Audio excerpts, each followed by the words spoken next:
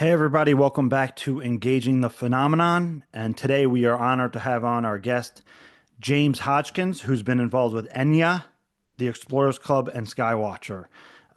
Welcome. Thanks for having me, James.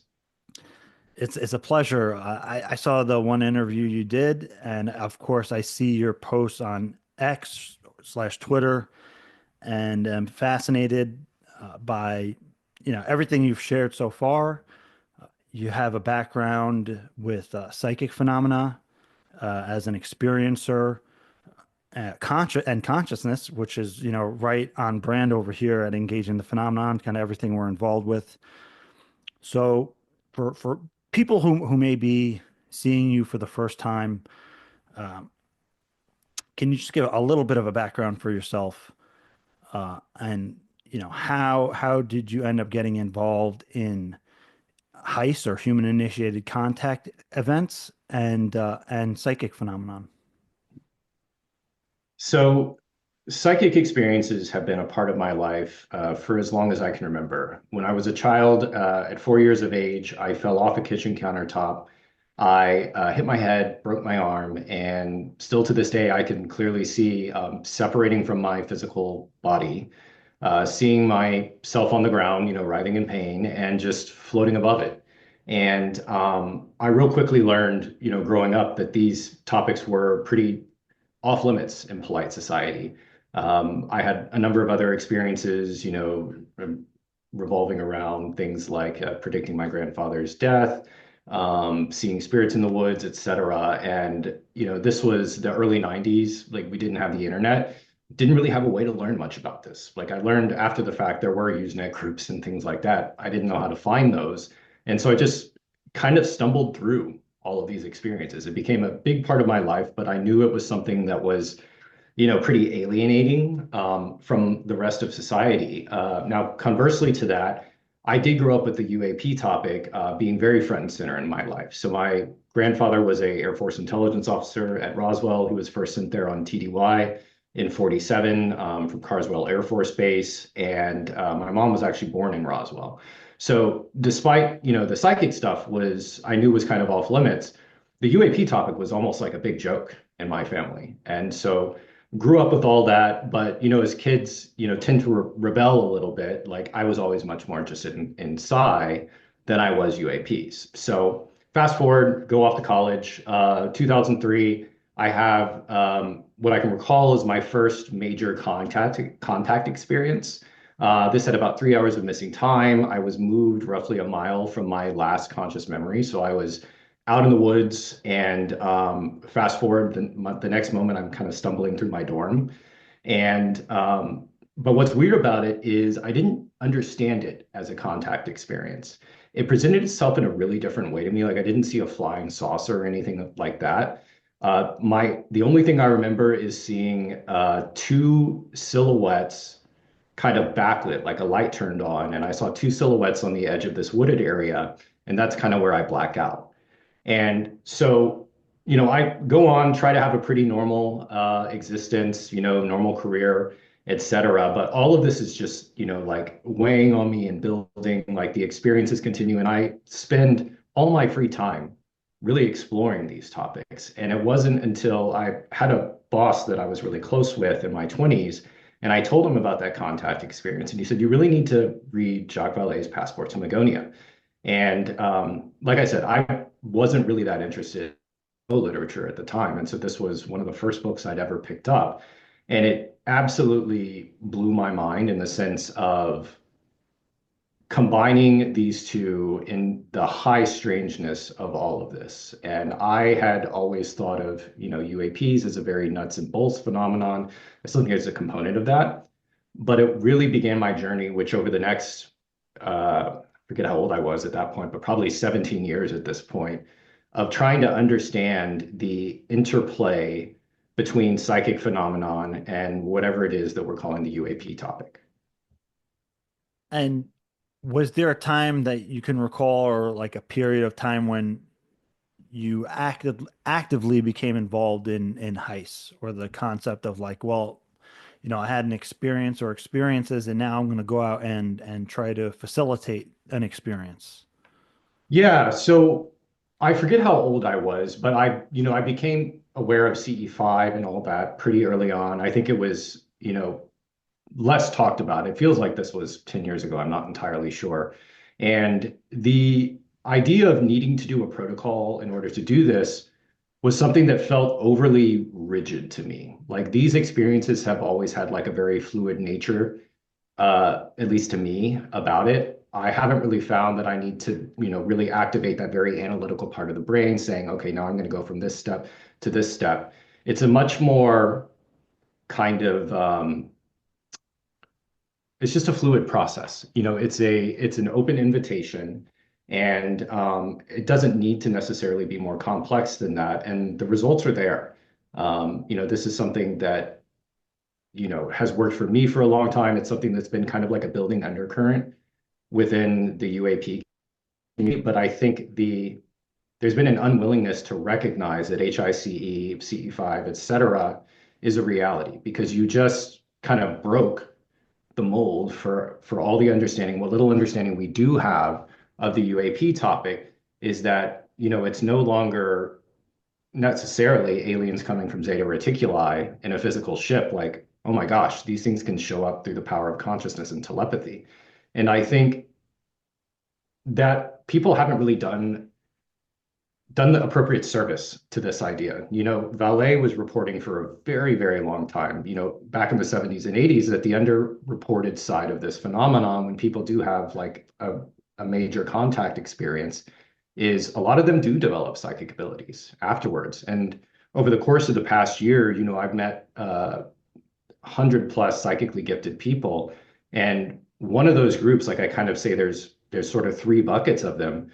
One group are people that had these abilities awaken because of a spontaneous contact experience. And it's always, the question to me has always been like, which has come first? Yeah. Perhaps that ability was there and they just suppressed it or they were taught to suppress it, by, perhaps their families dismissed it, et cetera. And then it was just the UAPs, for some reason, said, okay, now it's time for you to wake up. I don't know. Yeah, it's always the which came first, the chicken or the egg. Did you have the experience in the first place because you were able to see something, or or the non-human intelligence is able to recognize that within you? Mhm. It's always that that always boggles my mind. Yeah, and I've seen people that integrate it like perfectly, where there's no ontological shock. It's like something like, oh, this is interesting. This is a new part of my life. But I actually was speaking with a woman I just met for the first time a few hours ago, and she has a very evangelical background, is involved in, an evangelical church, and she had a similar experience with just kind of spontaneous contact back in 2019, 2020. And it's been a wild 5 years for her. Like if you go into this with a certain lens, and then now reality has become a lot weirder, it's unfortunate. It's can be, fairly hard to integrate those experiences. Yeah, and you mentioned that your own process is very fluid. Mhm. Um, could you just describe, I mean, not everybody is psychic, James.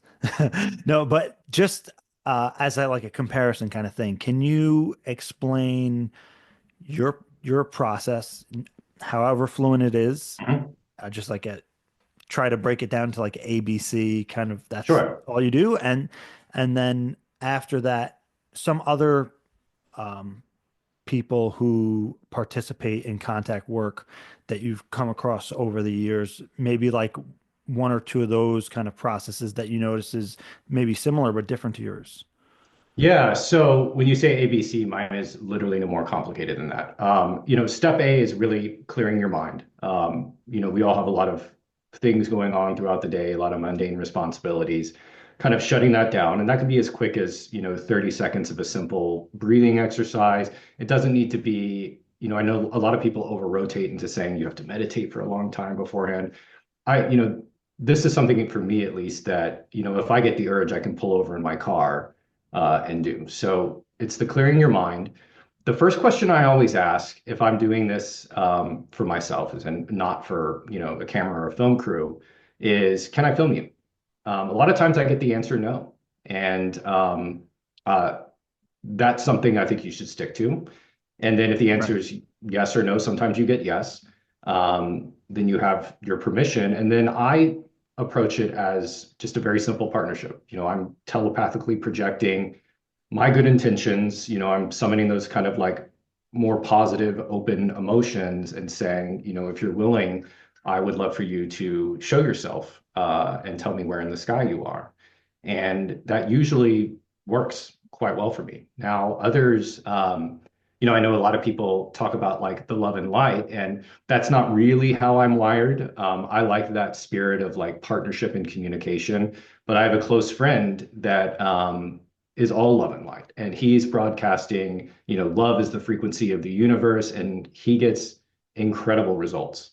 And there are others that take a protective approach where they're using things like, the resonant energy balloon from the gateway process, Yeah. or, Dion Fortune has a lot of circle protections, things like that. There's a lot of really simple kind of energetic practices you can do if that's a concern.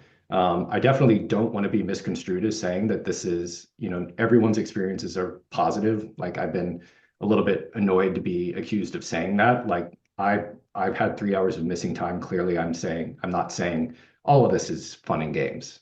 There is both sides to it.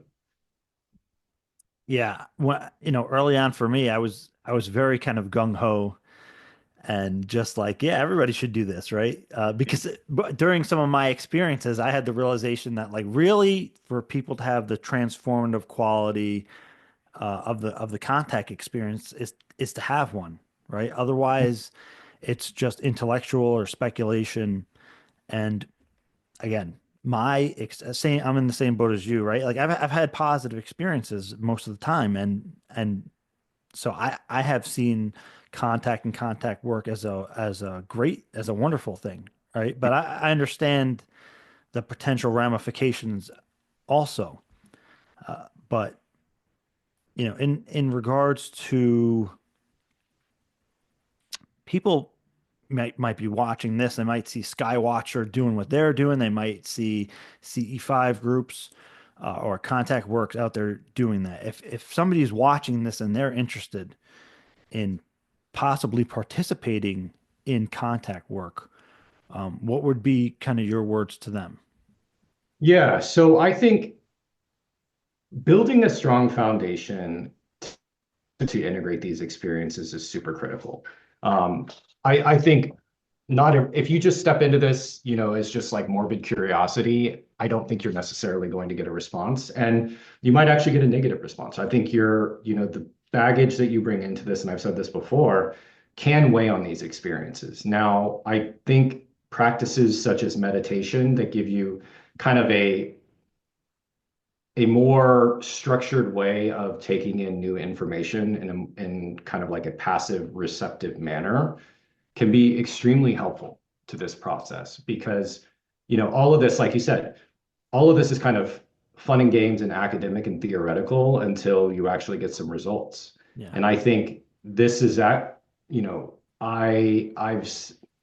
I'm inclined to think there's no amount of footage out there that can convince everyone. I think this is something that needs to be experienced, but I don't think it's for everyone. I think there are certain people that just, you know, probably are uncomfortable with this, and that's perfectly fine.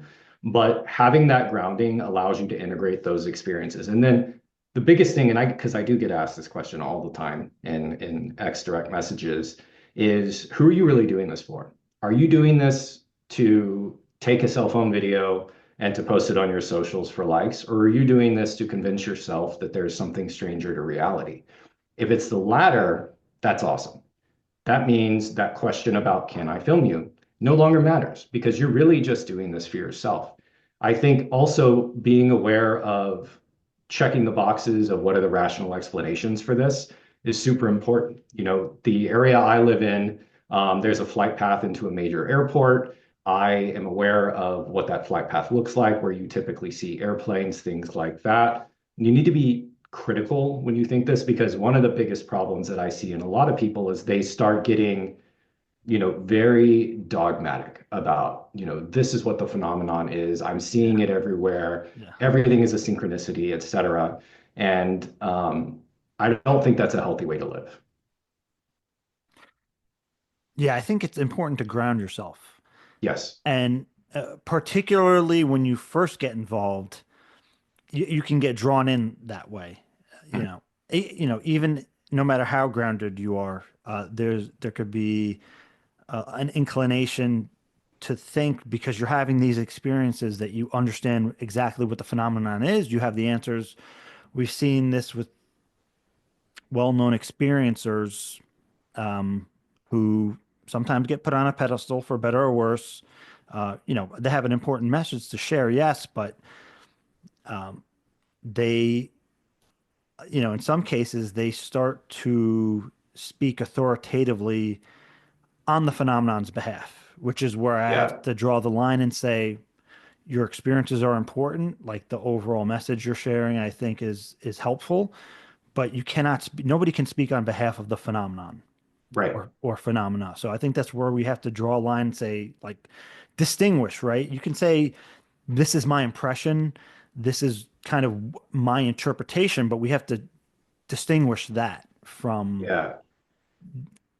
speaking authoritatively on behalf of the phenomenon. Because at the Definitely. end of the day, if we go to Passport to Magonia, that kind of, I love that cover, especially the Mhm. new one with the shadow hand Yeah. in, and there's all these facets of the phenomenon, and which one is the real one? Is there a control system, and is the phenomenon operating in different modes and ways for different people? And I mean that's a whole conversation within itself. But I completely agree with what you're saying. Absolutely. And I'll give you a tangible example, of that event in 2003. So, like I said, I was pretty dismissive of UFO, UAP topic as a kid. Didn't really read much about it, but what I did love was mythology and folklore. Like I loved studying world religions. I liked understanding about, you know, jinn, fairies, etc. How did the phenomenon choose to present itself, or what was how you kind of have that like intuitive knowing. UFOs didn't cross my mind for 10 years. What did cross my mind Right. was this was a fairy encounter. And that was not something I was ever going to tell anyone. I probably Right.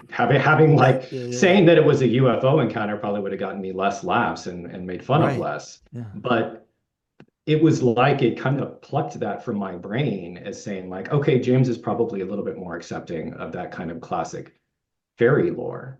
And so that's how I saw it. And I think um, the phenomenon does choose to present itself, depending on present itself differently depending on who it's talking to.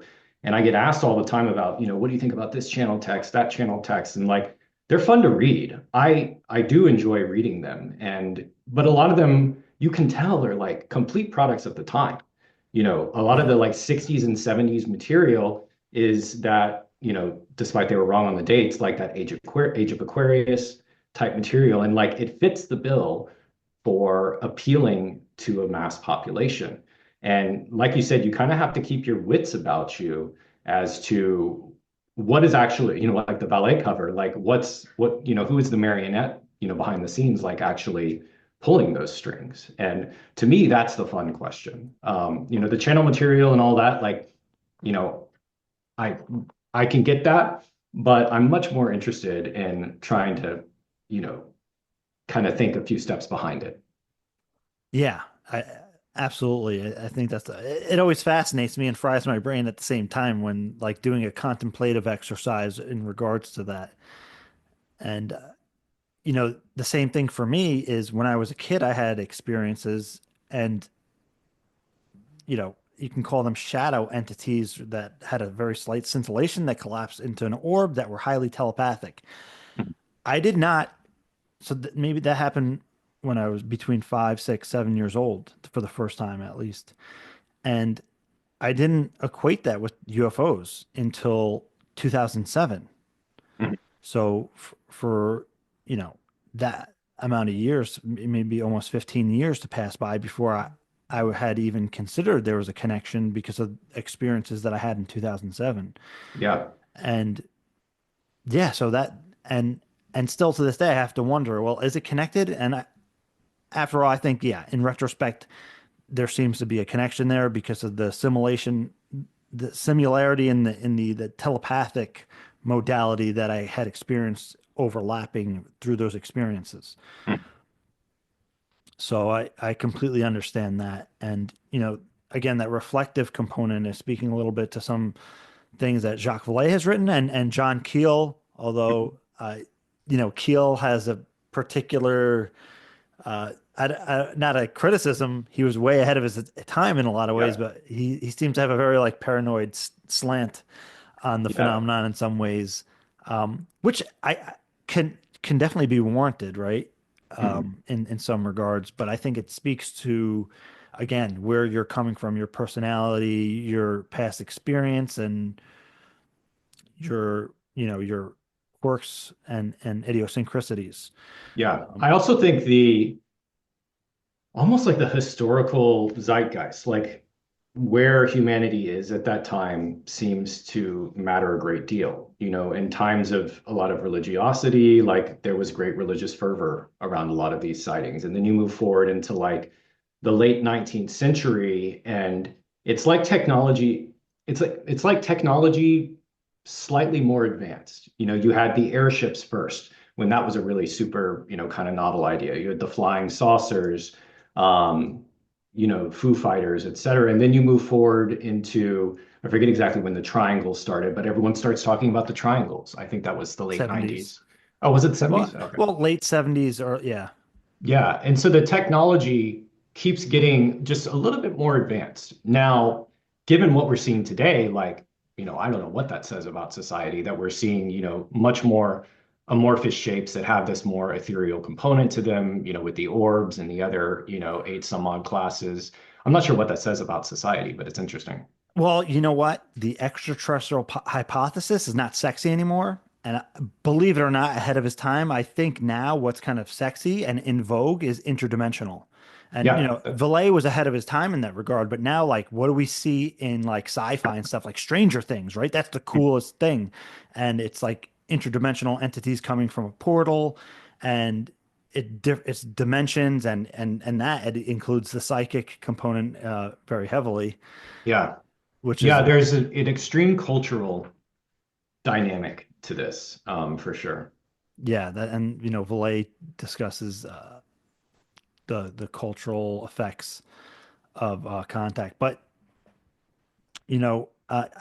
I spoke a little bit about, or I asked you about your contact process in a sense, and you explained it. But do you have a kind of like a daily routine? I mean, the term um, psionic asset has been used. I'll consider you maybe like a psychic participant, something in that regard. So as somebody who has probably some innate psi potential Mhm. and somebody who's acknowledged that and then has cultivated it, do you have any kind of like daily practices or routines that you use to cultivate that? Yeah. So this is not going to sound sexy, but a lot of it is health related, to be honest. I mean, I think you're right on. Yeah. I meditate every single morning, but I'm not one of these extreme people. Like I have back problems. 20 minutes is kind of my max. Like I'm Yeah. not I'm not some guru that's sitting there for hours in the day. I do this, I have children. I do it really early in the morning. And Best that's time. kind of this foundation of what I do. I do think for me, exercise is critical. There are a few things in regards to what we put in our bodies that I think really do matter. And some of these I didn't actually believe in until I started testing them. But one of those is I do use a reverse osmosis water filter. I think fluoride does seem to have an impact, at least on me, not speaking for everyone. And then eating clean, I think is super important. And I am not vegan, vegetarian, anything like I'm not carnivore, but I do eat a very heavy meat-based diet. But one thing I don't do is I don't eat a lot of processed foods. And when I do, like my daughter recently had a birthday party and I had cake and ice cream, and like you couldn't have paid me to do any psychic work at that point. Like it made me feel off for like 24 hours. And so I think garbage in, garbage out. Um, and that allows for that stronger connection. Now, I know there are one of the things that I realize I'm very fortunate with is I can turn this on and off. There are some people that don't really have that ability, where they're constantly getting messages and things like that, and that can be fairly destabilizing. For people like that, I think, when you mentioned grounding, that's important, but to go into more detail, heavy carb meals help kind of shut a lot of that down. Like if there's anyone listening that struggles to shut that stuff down, but also, and I know it's become like a almost a joke, but like getting out and touching grass, like go out, on the grass barefoot and just focus on, visualizing some roots extending down from your feet into the earth and just kind of offload all that excess. And, I think it could be fairly helpful for people that struggle with that. I hear you. And the I agree with what you're talking about, the physical aspect of it. I consider like priming the antenna, right? Yeah, So exercise, like fairly clean diet are all things that I think that are going to promote like a healthy psi boost, if you want to call it that.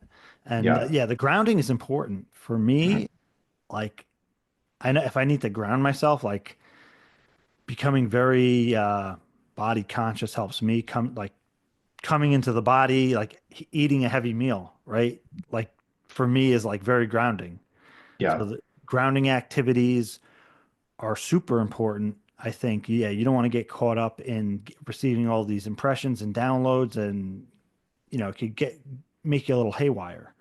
So yeah, uh, grounding is as equally important as an exercise. mhm, Yeah, especially if you haven't grown up with experiences and have like a subconscious routine of doing that. And now all of a sudden you're receiving these impressions. It's important to realize, hey, like, hey, how do I come back down? yeah. Right. I And do some, think, sorry to interrupt, no, but one caveat to all of this is, the line, don't let the perfect be the enemy of the good, in the sense of I met and become, worked with a bunch of psychics that talk about like, once I do X, Y, and Z, then I'll be ready for this. Or, I'm tired, I have a headache, I can't do this. And it's almost one of the ideas I've come around to over the past year or two is that our conscious mind doesn't love all this because it realizes it's not 100% in charge. And I'm making stuff up here. I'm not a psychologist or anything like that. But I think your conscious mind will find as many barriers as possible in order not to change. And so people will ask me about, do I need to quit smoking? Do I need to quit coffee, etc.? Like, no, you don't need to do any of that. Those are kind of excuses to prevent you from getting started. That if once I reach that ideal physical state, then I'll be ready for this. And, like, yeah. look at the Stargate program. Like, do you think, a bunch of, military guys weren't sitting around chain smoking and drinking coffee as their remote viewing? Like, pretty sure they were back in the 70s. So I don't think I think they can become barriers if you let them. But the mind is a powerful thing. And so if you say, oh, the caffeine is what's blocking me, sometimes that actually can have that effect. Yeah. I mean, I hate to be a contrarian in regards because, Diana Pasolka had written about it. Um, Tyler D. Oh, yeah. Yeah. And the coffee, I mean, actually, in Chinese medicine, small doses of caffeine can boost psi. Hmm. They had, I'd read about that. And for me, uh, you know, the right amount of caffeine is perfect for that Yeah. kind of thing, actually. So I agree with you in that regard that, some, some of those things can actually, for some people, they need to have their cigarette or their fix to excel in that regard. Yeah. and kind of shut their brains down. Yeah. Yeah, whatever it is that gets them in that state, right? Yeah. Uh, I did want to ask you uh, about the a post that you made on X. You had mentioned that you as somebody who's involved in psi and contact work, you're concerned for something like the machine calling. Mhm. Can you discuss that concern a little bit that you talked about on X? Yeah. So machine calling, or affectionately known as dog whistle, and I know a lot of people don't like that title. Let's not get hung up on that. Let's talk about what it does. Um, that whole idea, when I heard about it, I was extremely skeptical of it. I thought this is something where this is exclusively consciousness generated. Like, there's no way that a machine can fake, regardless of what we say about AI, at least with available technology, you can't mimic consciousness. There's no way this could work. Turns out it does. And so this leads to, I mean, this sent me down like a wild, a lot of like soul searching for what this means historically about our understanding of where these abilities, what they're actually doing. And I've had this kind of like weaving together of two ideas of where, a lot of this, psychic abilities, or, like Our Lady of Fatima in the early 1900s, and those early sightings that had a lot of religious meaning, those were understandings based off of the time period. And then you move into, the Enlightenment, and all of that superstition and psi and spirituality, and a lot of that dies off, and kind of, in my opinion, creates a hole in the Western mind, and a crisis of meaning. Now we're seeing technology augmenting, and science beginning to prove the underlying mechanism of action of some of these things. And so this isn't to say, you know, I think it says something about psychics, and this would obviously need to be studied, that perhaps psychics are generating some frequency that this machine is then replicating. To be honest, I actually don't even understand how the machine works. But what I can tell you is, at first I was like, oh man, there's going to be no need for people performing human initiated contact experiences. But then I started thinking about it a little bit more rationally, and most of the pressure is getting them to show up. And that's why, I like doing this with teams, because sometimes you're having a bad day, like something could be off. You could be feeling great, and for whatever reasons we don't understand, nothing is showing up. But one of your buddies might be more successful that happens to be out there.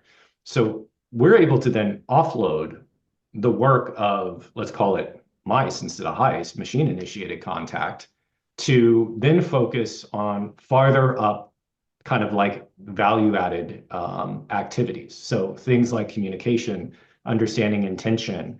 It's also a lot more reliable for the teams that are studying this, the teams that are collecting data, camera crews, et cetera, to have like very reliable saying like, okay, this is going to get switched on, and all the teams can focus on gathering as much intelligence as possible about the target, whether that's technical or through psionic means. And have you noticed a difference in, say, when you've um, when you've observed the machine calling in action as opposed to when it was in action, say you're doing it on your own and you're like that kind of thing? No. So there seems to be a misunderstanding that the person doing HICE is even aware of what's going to show up. There's not like, okay, guys, we're going to have, now we're going to shoot for a class 4. Neither psychics or the machines are that accurate. And so I haven't seen any correlation. With psychics, it tends to be, there's at night, it's a lot of orbs, when you use psionic assets. And but I don't think there's a necessarily like one-to-one correlation saying like one begets a certain type. It does seem to be there's a degree of randomness that needs to be studied as to what are the other conditions that might be impacting this, that we're just not thinking of. And this is why like this isn't like a one and done type level of effort. This is years, if not decades of understanding like what are the different variables you can tweak that impact what ends up showing up. Yeah. And I mean, I found the dog whistle idea as an interesting addition, but again, yeah, they both need to be studied. In regards to contact work, what are some of your short term and long term either goals or ideals on what may be possible? Sure. So I become increasingly confident that whoever is responsible for it, you can record the best footage in the world. It can be clear as day, something super close that you can get with a telephoto lens, and people are still gonna, you know, crap all over that. They're gonna say it's AI, they're gonna say it's X, Y, and Z, a balloon, what have you. I really think for the people that are legitimate, like skeptics are fine. But what I mean by that is skeptics that are legitimately curious, that are open to receiving new information. I think that's actually just as dangerous on like the psychic side, like we were talking about when people get overly dogmatic on the other end saying it's X, Y, and Z. The way we do this though is to show people. And this is, it's taken place quietly, in various contact groups for a long time, but these are starting to come out more in the public. There's groups all over the world that are getting together that are very informal that are doing this. Now, what I think is, a really big opportunity is to build off of, other public events and do something really large, something that no one's trying to make money off of, but that you can get a bunch of people together and not only demonstrate the reality of human initiated contact or machine initiated contact, although I think the human side is much more compelling to people, but also some pretty wild psi abilities to people. And I've seen this as I have done this longer and done it for more people that are skeptical. Seeing is believing. And I guess someone could accuse me of tossing a drone in the sky, but I have yet to be accused of that. And so I think getting people together and doing this, actually in meet space is the way forward, to actually wake up as many people as possible that this is a reality. Yeah, but I mean, personally, I'd love to see that. I think something like that too. Maybe this is just some of my own experience. Depending on how many people you have, because I've seen everything, from the smaller kind of CE5 events all the way to like big ones. Mhm. And sometimes it's when you have a smaller coherent group, the calling is more effective in some ways. Uh, but I mean, it absolutely can work in bigger groups as well. But again, it's every additional person added is another variable Yeah, that's fair. too. And that was actually one of my early concerns was that do you need to have everyone's intention aligned? And I think that's true to a certain extent. Like I said about skeptics, like there are one or two skeptics that come to mind that it's like that even if you showed them this, their entire public persona is wrapped up in this neat being not real. And so someone like that, I think is probably might have a negative effect on those efforts. But if you have a bunch of legitimately curious people, that are willing to say like, yeah, I'll give this a shot, but I'm skeptical of it. I think, that's where the magic happens. And, as I have come out publicly and I've had friends, that I can tell are legitimately curious, that aren't just, looking to, ridicule me. Um, they've kind of turned that corner pretty quickly, once you show it to them in reality. Yeah. And I mean, one of the problems is, I guess you can say, like the skeptics who already have the answer. Yeah, If you already have the answer, that's not being truly skeptical, right? There's no right. inquiry there. It gets to that dogmatic aspect. Yeah. And I think that's what's so dangerous on both sides of the fence Correct. is Yeah. we just don't know what any of this is. And, like I said, it exists along the spectrum. And if you're looking to prop up your beliefs that none of this is real, you can find plenty of faked evidence out there to support that. If you're looking to say this is all love and light, you can find that. If you're looking to say this is all evil and demonic, hey, some of that stuff exists as well. But clearly this is not just one thing.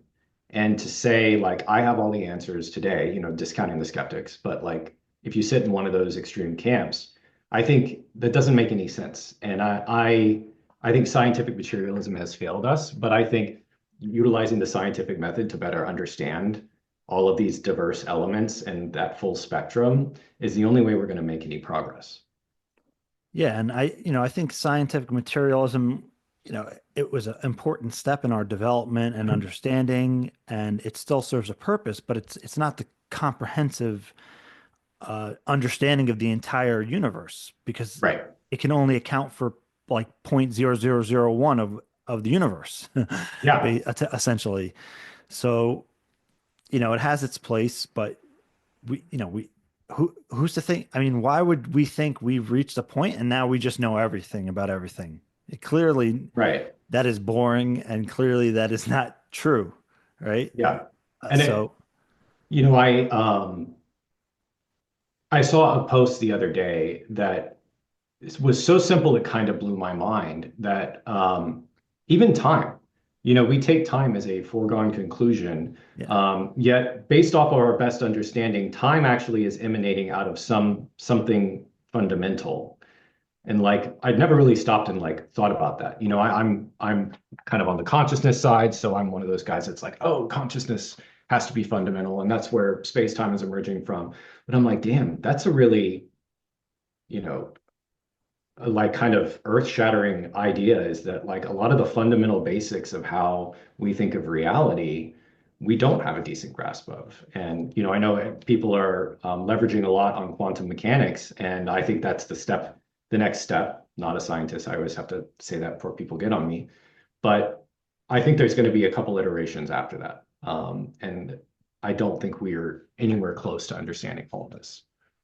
yeah. I mean, I could only assume, our science and is going to be ever evolving as long as we are evolving. I would just imagine continuously through time, and our evolution that it's going to constantly grow and enhance as we become more conscious and whatnot, and as we evolve. I don't see an end to it, right? I mean, I don't think It's there ever human could nature. be.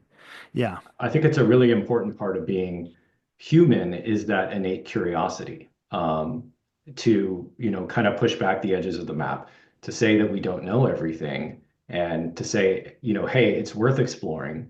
Not all of it's going to be easy. Some of it's going to be hard. Some of it even might be a little bit scary. But to me, these two topics, between UAP and consciousness, like this is I can't imagine wanting to spend my time on anything else. Like this is like literally pushing back the proverbial edges of the map. yeah. And in regards to psychic phenomena, what are some interesting psi effects or feats that you've seen? Yeah, I mean, I've seen some pretty wild demonstrations. For speaking for myself, the one that I was most shocked I was capable of, and I've talked about this a little bit in public, was being able to do a technical download. And like you said, Diana Pasulko's book American Cosmic was also very formulate or formative for me, in terms of a lot of the high strangeness spiritual dynamic to this. And I had read Tyler's protocol. And so I had never actually even tried to do a download until last summer because I assumed like I was like, well, I definitely don't live like Tyler. I'm not getting however 10 hours of sleep and not drinking caffeine or anything like that. Like that's not me. Yeah, I shouldn't be able to do that. yeah, And so how I typically do communication is, by speaking to non-human intelligences telepathically. And so when I was asked to perform a technical download, that was my safe place. I was like, this is what I understand. I've been doing this for a really long time. And so I start like pinging, looking for help on these really complex technical issues. And it was just like kind of like silence. Like there was no coherent information. I wasn't getting anything. And I was like, okay, clear my mind. Let's just blank it out and try to open up that signal and see what comes through. And man, it was one of the wildest. It was like watching like a flashing schematic come through my head, along with numbers, and there were a couple formulas in there, things that I didn't understand. And after the fact, when we were analyzing it, we realized like the numbers were actually metals from the periodic table of elements. The schematics lined up with our understanding of how these two different technical things we were talking about worked. And that was the first time I really shocked myself because I've heard of, downloads. I think another great term for those is wisdom acquisition. And this was kind of like a North Star idea. It was like, what could we really do with something like this? But I didn't intend to ever or to try it for quite some time because I thought you had to basically be an ascetic monk to to achieve that. Yeah. And, uh, in regards to contact work and human initiated contact events, do you have maybe like one or two uh, experiences that stand out in Mhm. in regards to your contact work? Yeah, so I live in New England. While New Jersey was having that major drone flap, we were also having that here along the further up on the New England coast. And the vibe was very different. Like it didn't feel like one thing. Like, I've done contact events, in various places, and a lot of those contact events like it almost engenders like this real introspective like philosophical feeling like contemplating the mysteries of the universe with your friends. um it felt different up here during that time period. I think it was from like November to January when New Jersey and everywhere else were having all the drones. And so I went out with my wife and kids, and they wanted to see the drones, and we saw a few of them in the distance. And my wife was like, "Do you think you can get one to show up?" And I was like, "Yeah, let's try it as a family." And so I told them what to do. I walked them through kind of my ABC, and one of them appeared a couple hundred feet, maybe like 300 feet, like at tree level. And it was startling. It's the first time I've ever been like, oh my God, it was so close. Yeah. And it didn't have that like introspective, etheric quality to it. It felt very different. And like others have said in the news, like this isn't one thing. It's a little bit of, perhaps foreign adversary, perhaps US technology, but there's a third bit there that seems to be something different that did not feel like any of my other contact experiences.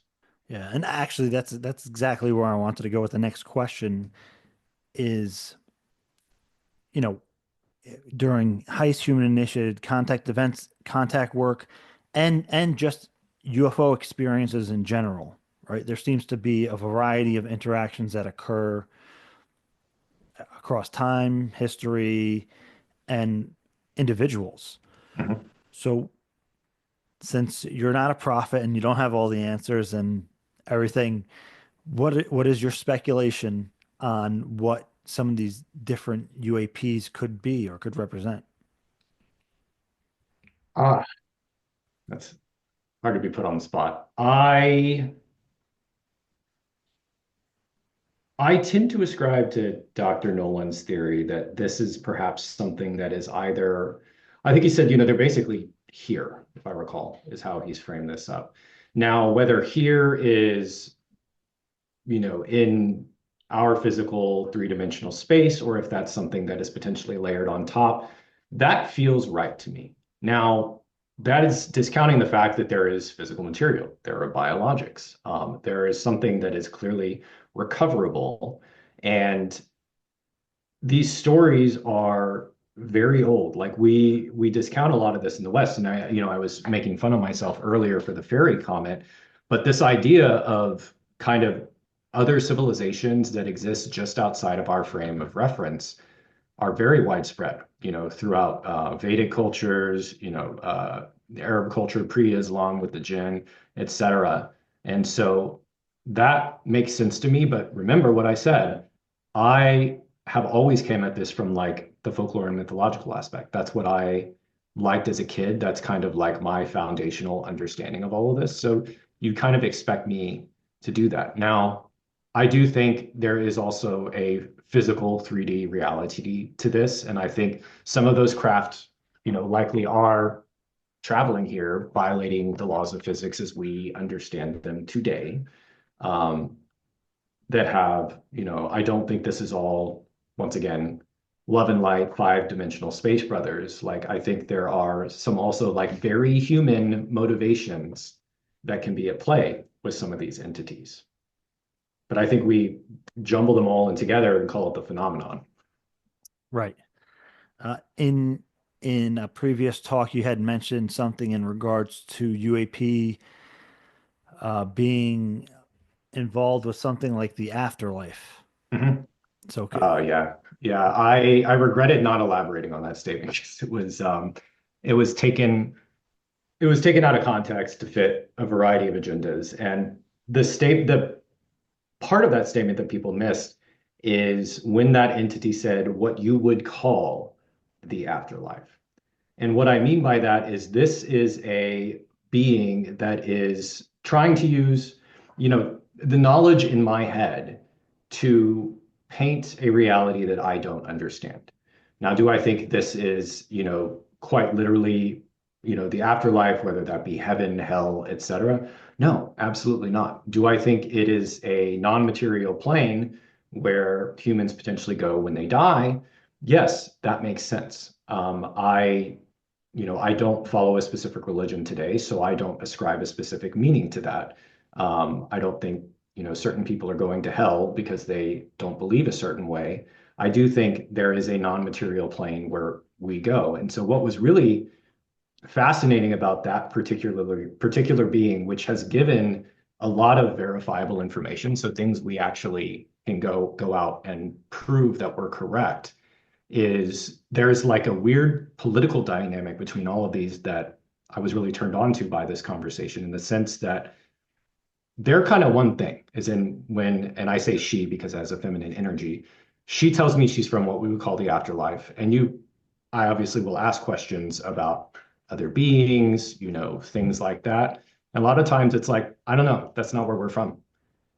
And so it's definitely a diversity of phenomenon. If you try to ask them about other races that are out there in the galaxy or the universe, it's like, that's not really our bag.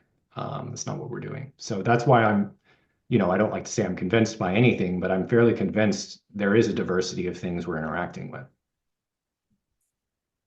yeah, and you know, I think it's interesting to study different cosmologies. Mhm. I mean, the problem with that is, you can get involved in that and you're studying it, but you got to understand it's like what's the saying? The map, not the territory. Yeah.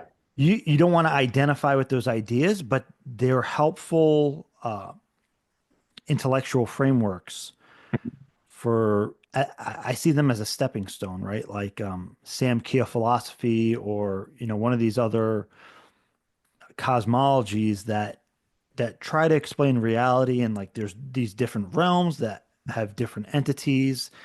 And again, I don't think any of them are completely accurate, but they're useful frameworks to try to wrap your head around. Okay, well, there's this other kind of plane of existence, and that are populated by these what we might consider non-physical entities that have a physical reality in their own energetic state, but we would consider it energetic, right? Yeah. In on our gross meaning, like very physical, visceral reality as we see it, because maybe they're vibrating at a different frequency, Mhm. and but they're evolved or advanced enough to be able to interact with ours on their terms in some Yeah. regards. So And sorry, one thing I was going to add, I'm not actually, so there's an idea, when people approach a medium, as an example, and they want to talk to their deceased relative, there is an idea that the minute someone crosses over, they have perfect knowledge of everything, and they can tell you about your past, present, future, etc. And that has not really been the case when I've done medium sessions before.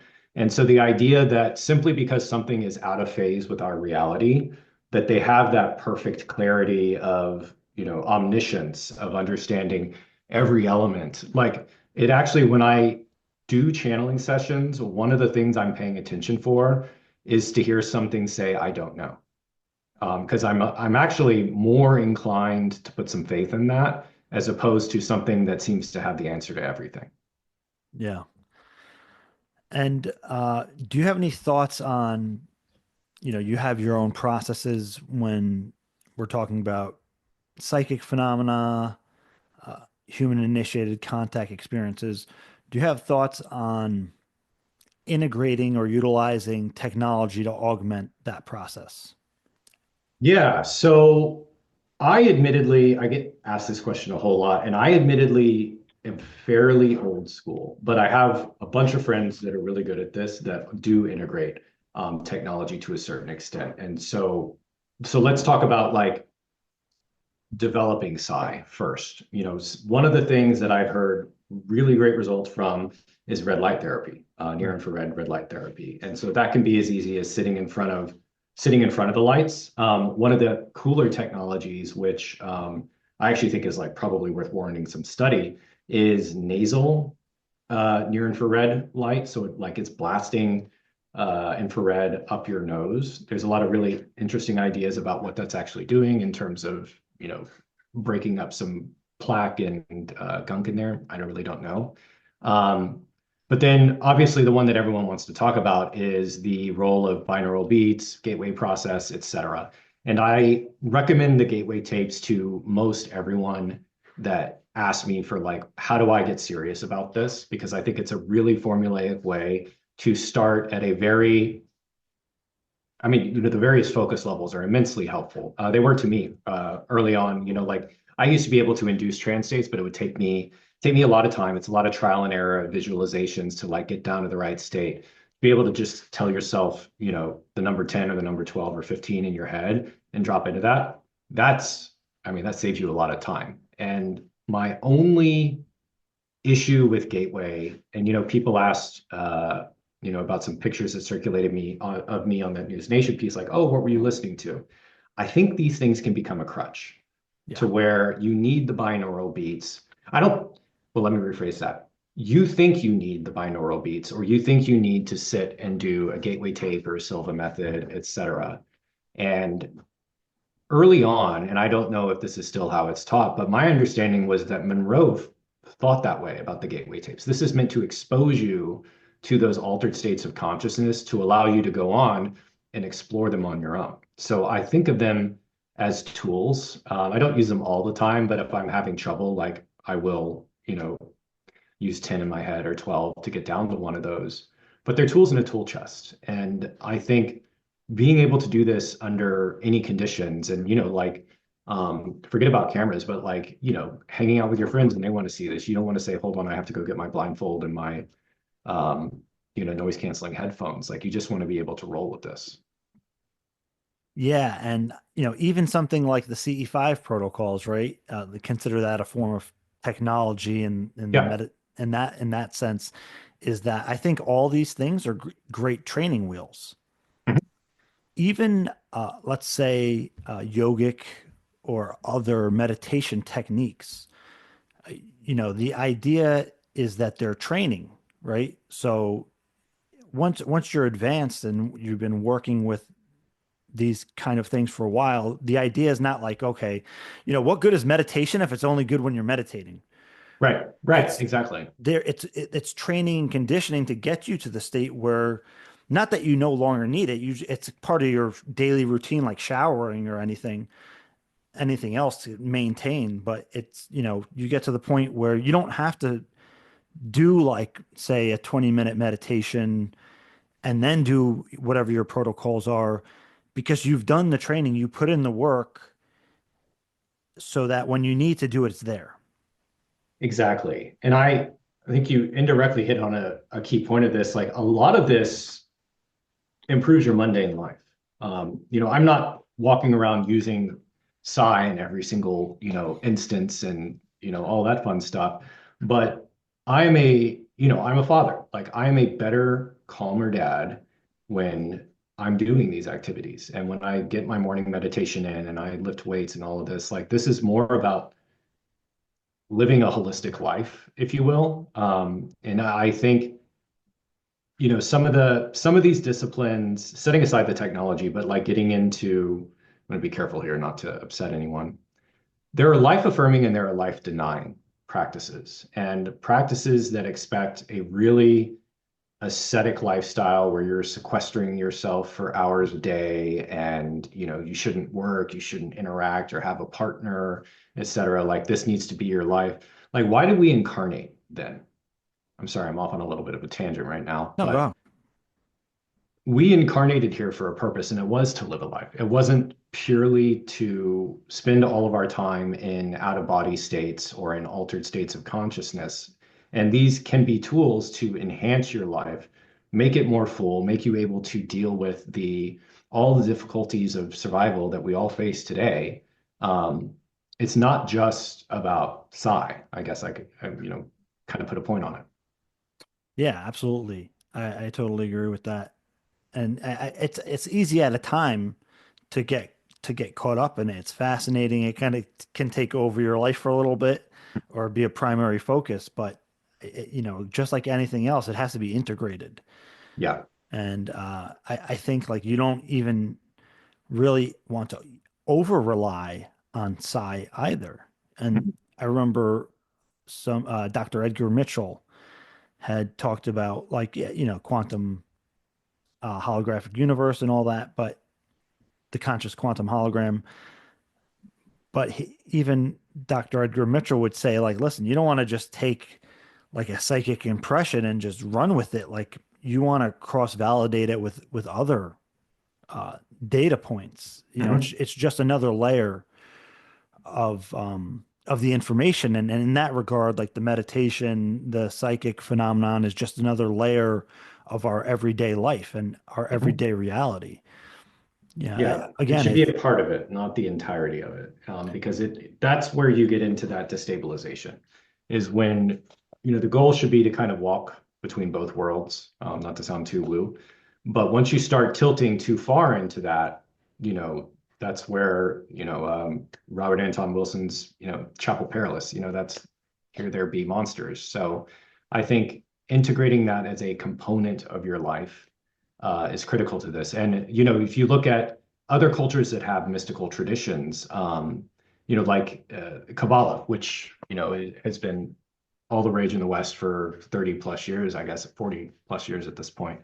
And to actually study Kabbalah and Hasidic Judaism, my understanding is that you need to be at least 40 years old and married. The idea is that you have some anchor points in mundane reality that you keep coming back to. And similarly, I think in Vedic cultures, I was read in some book recently that, kind of the more mystical traditions, tantric traditions, et cetera, that's kind of a thing you do after you retire. It's not necessarily a lifelong pursuit. And so some of us younger guys, although I did just turn 40, we're kind of pushing the envelope a little bit. yeah, and actually, talking about Vedic, and this is an important part of kind of what you were talking about lifestyle, is that before you even it was understood in that culture, like before you even get involved with meditation, right? There's the eight limbs of yoga. So you have the yamas and the niyamas, which are basically the things you do and the things that you don't do. So you have your life is together. You have a clean and quiet conscience. Uh, and then there's the asana, which is meant to mean, it just means posture, kind of like overall physical health. So you have so you can sit to meditate, and they get into other, the pranayamas and the pratyahara, just starting to get into the meditate, like the breathing and the internalization process, and then on to like concentration meditation and samadhi, which is the complete absorption to get to like cities and so on. But when I was talking about lifestyle, and you had mentioned kind of like a physical routine and a lifestyle thing, I think most effectively, like you can do contact work, right? If you're interested and curious. But I mean, it could be taken to, again, without obsessing over it, to another level if it's part of your lifestyle, right? Where it's not like, oh, sometimes people say, hey, how can I do this, right? And you think, okay, you're going to go out and do a 20-minute meditation, go through these protocols, and they're going to show up. I mean, there could be an aspect of it where it's a lifestyle thing, and like you might have to change a few things or augment your routine to have a meaningful interaction. Absolutely. And I think that's where things actually get super weird is, let's say, someone just did, YOLO, go out there, do it, and they had a little bit of success. And then they start having more interactions with the phenomenon. And in my experience, that's where those little nudges for improvement start to come about. And I'm not, to be clear, I'm not saying all of this is love and light and, looking after our best interests. But most of the psychics I've met that do this work for a while all start talking about those pushes to improve themselves. It's not just deepening their spiritual practice, it is to be a better person, and to live, a better life. Like I would actually say if there's something saying that you need to go live in the woods like a hermit, you probably shouldn't listen to that. But so there is this weird spiritual component to these contact experiences, whether you want it or not. I think someone could probably shift from that ETH nuts and bolts idea to like, okay, they're showing up, but now it's saying, oh my gosh, I'm getting impressions that, something I'm doing is, you know, um, morally incorrect or bad for my health, etc. That's where, people start to really have a lot of soul searching, I guess. Yeah, and just, I mean, also there's like these subconscious impressions when we use language and words. So when we say something like the word spiritual, it kind of puts forward in people's mind all these other things that they're assuming Mhm. is what somebody means when they say spiritual. So there's this almost speech or talk or even use of words. Spiritual could mean a lot of things. So, just in regards to terminology, for some people, you say spiritual and they just hear woo, Yeah, right? it's a very loaded term. You're right. Right. In general, yeah.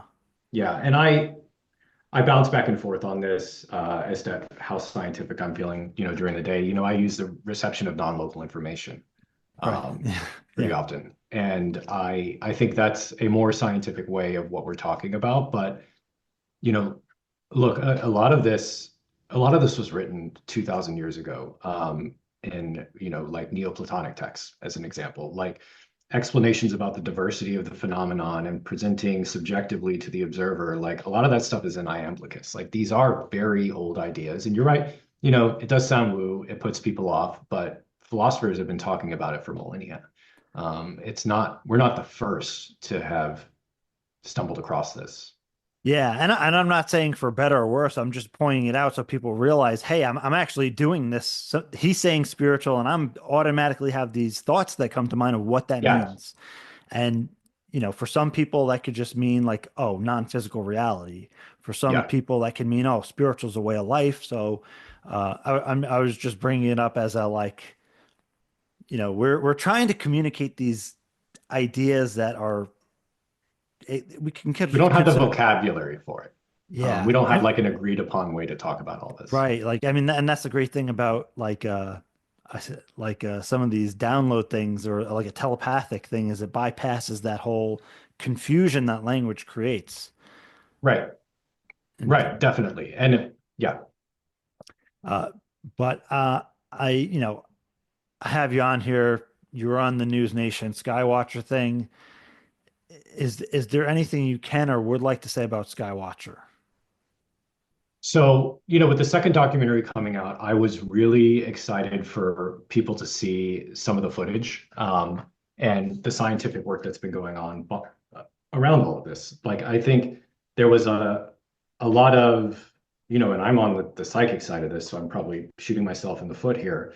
That's only ever been one component of this. And, like I was saying earlier, you can show all the footage in the world to people. And that was some really incredible, very unique footage that people hadn't seen before. But getting the scientific establishment on board with all of this is how you actually make progress. And so I think this is critical to having, this sensor arrays and equipment to actually be able to collect this data and get it into the right hands. And I like that, Skywatcher has said, like, looking to partner with, leading figures in the various fields that are going to be responsible for this because otherwise, it's just PR and news. There's not really any progress that's made, and so there's only a handful of Gary Nolans in the world. There's no one like Gary. Yeah. How do you find that next generation of scientists? Because I know they're out there that are saying like, I'm fascinated by this. I want to study it, but I'm the fear of ridicule is too much for me to step out and say, yes, I'm willing to analyze this data. And so I think this is a great combination of PR with saying, here's the data, we're looking for help in analyzing this to get that next generation of scientists that are going to drive forward that meaningful understanding of, whatever the heck all of this is. Yeah. And, James, the longer I talk to you, I just keep having more questions. I don't want to take up too much of your time, so I hope I can have you again sometime soon. Absolutely. But would you have any kind of parting words for people that are just coming into this, or maybe people that have been into this for a while and are curious and interested, and just any kind of parting words for them on something they would take away from what you're doing? Yeah. So there's I don't remember what movie this is from. There's a great line about I was born too late to be a pirate and too early to be a space pirate. This is exploration to me. Like this is uncharted territories. And for people that have curiosity for how life operates and how weird it can get, like this really is a space that needs additional people. It needs psychics, I suppose, like me. But what it really needs is people that are willing to kind of stake their careers on this. And so I think seeing more academics and scientists come out, and I've met a number of them. There are people out there in the consciousness field that have had just as many strange experiences as you and I are that aren't able to talk about them. But this is that kind of like uncharted territory. And it feels like society is at an inflection point. I was very nervous about coming out, terrified, actually. I didn't want to be in the public. That was never my intention with any of this. And I was scared about prior, professional relationships, friends, family, etc. I'm telling you, I haven't had anyone come from my past and say, you're full of it, you're an idiot. And so I think the time is right for more people to step out and say, this is kind of my life's work. Like, this is what I want to be known for. And I'm willing to put the effort into it to make a meaningful contribution. And for your life's work, where can people find your work, or where can people find you? Sure. So X is pretty much the best place to find me. My handle is at JD Hodgkins, Hodgkins. All right. Well, thank you so much for coming on. I appreciate all the work you're doing, and I hope to speak to you again soon. Yeah, thanks, James. Enjoyed it. Take care.